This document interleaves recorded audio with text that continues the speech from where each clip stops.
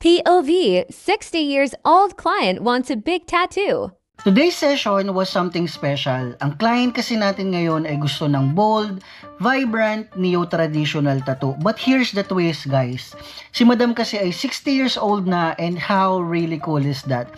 This proves that age is just a number talaga when it comes to self-expression. Pinatunayan naman talaga to ni Ma'am. We worked together to design a piece that truly spoke to her, like strong lines, rich colors, and deep symbolism for her. Did you know, guys, that tattoos were once considered rebellious? Pero nagbabago na kasi yung panahon. Kasi more and more older adults are getting ink, proving that body art isn't just for younger crowds.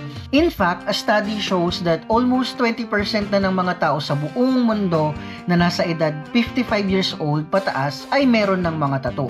Para sa mga ilan kasi, tattoos are a way to celebrate life experiences, personal journeys, or simply expresses their creativity. And honestly, pag may nakikita akong older generation na may tattoo, it shows that art and self-expression talaga have no age limit.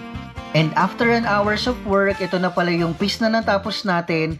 Sobrang na-amaze lang talaga ako sa client natin today kasi kinaya niya yung session kahit wala kaming ginamit na naming cream.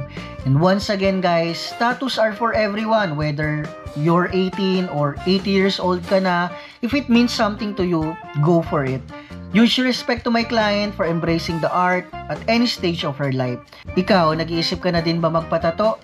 Message lang sa page para sa inquiries and bookings. Don't forget to like, follow, and share for more tattoo content. See you sa next session, guys.